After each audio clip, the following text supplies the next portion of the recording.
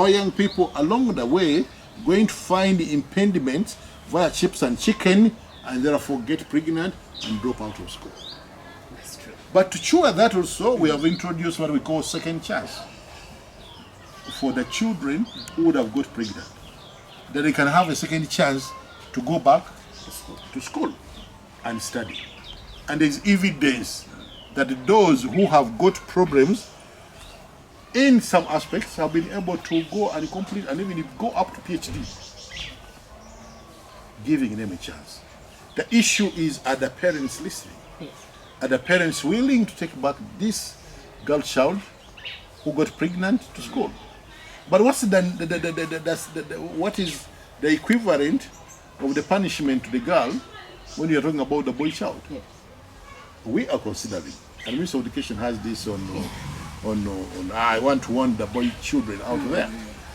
We are saying that those boy children who make the girl child pregnant must also stay out of school for the period of time the girl child is going to be out of school. 9 months pregnancy, maybe 1 year of breastfeeding, they should also stay out of school so that they feel the punishment.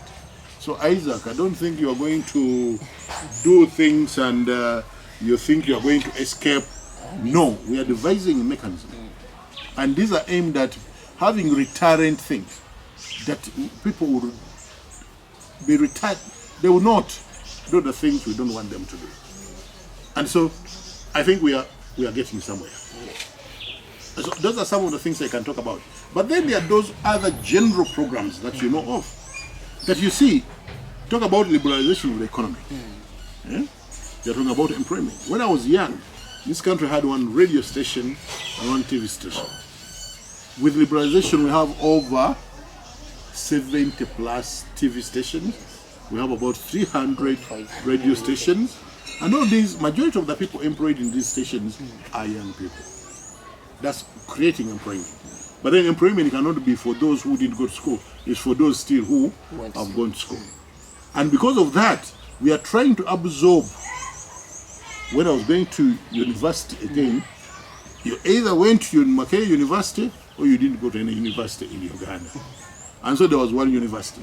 Right now we are talking about 35 universities in this country. So many people getting out. And so who absorbs them? This should be the different institution, a liberalized economy, where you have many young people in the education system, you have many young people in the transport system, in the housing sector. And then when I was growing up, they used to call them Uganda hotels. So even the hotels and the tourism were in the hands of the government. Now, even within Kampala, where I have lived for over 30 years, somebody talks about a hotel, we meet in this hotel, and I don't know that hotel. Because people are investing. And when the housing sector, when the tourism sector is growing, who is benefiting more? It's the younger person. First is the person who makes the brick. He is the mason. He is the electrician. He is the plumber. He's all this. And that's why we are attracting young people now into vocational training. And so you people in whatever you are doing in career development, let's talk to people about diversion. Let's not just trade where people have traded. I want to do law, I want to do this, I want to do the other. If the plumbing opportunity is there, you will never have no duty. I think every month, I don't know how much money I spend on the plumbing system. Something gets wrong somehow. And the young person comes, fixes it, it goes away with my 30,000. How many minutes? Maybe 10, maybe 20. So what's wrong with that? Then I've told you that one of the things I'm clamoring for, and I'll get there, now with this light that we are seeing at the end of the tunnel, is interest into the creative industry, sports, games, dance, music, dance and drama. We shall get there. The government is concluding a paper, which is a national action plan for youth employment. But also we are concluding another paper which has to do with national service scheme. Well, this paper put together, they can help us to have a breakthrough in terms of investment into the young people, but also in terms of changing the mindset of the young people.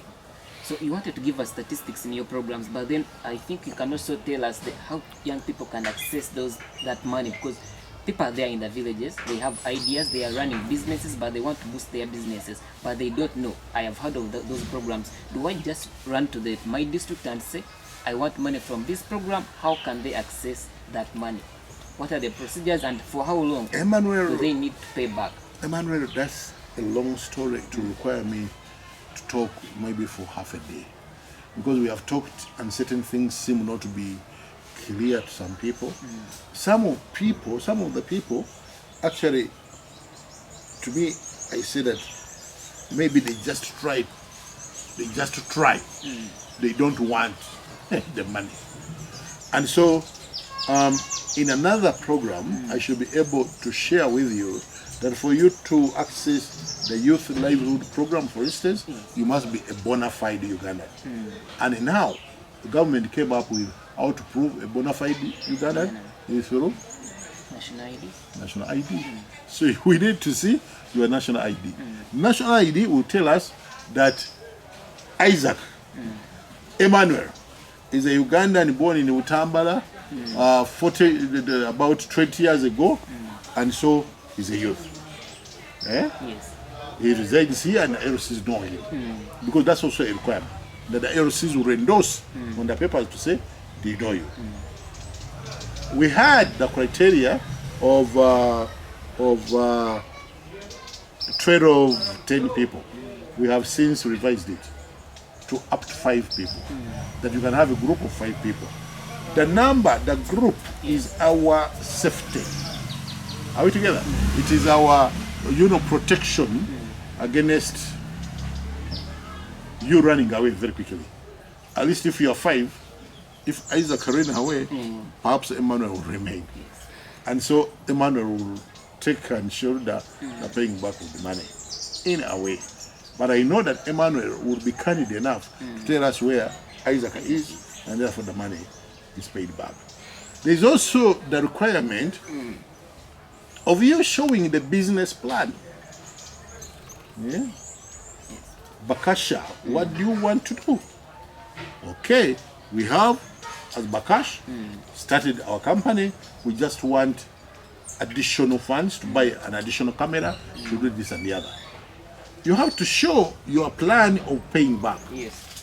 The plan is that within this period of time, we should have paid back the money. Again, this depends on the business one is executing. Yes. It's not very specific. But if you pay back the money under YRP within 1 year, there is no interest at all. If you pay back after 2 years, there's a 5%. It's some kind of surcharge in terms of inflation and this and the other. And for venture capital fund, that's when you walk into the bank. We are now using Centenary. When you walk into the bank, you say, I want access to the Youth Venture Capital Fund. That one you can go as an individual.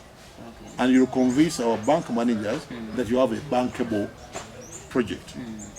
The maximum money you can get for both programs is 12.5. As a group under Youth Venture Capital Fund, is 12.5.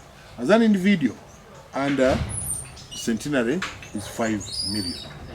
You get your million, you are alone, because some of you prefer to work as individuals.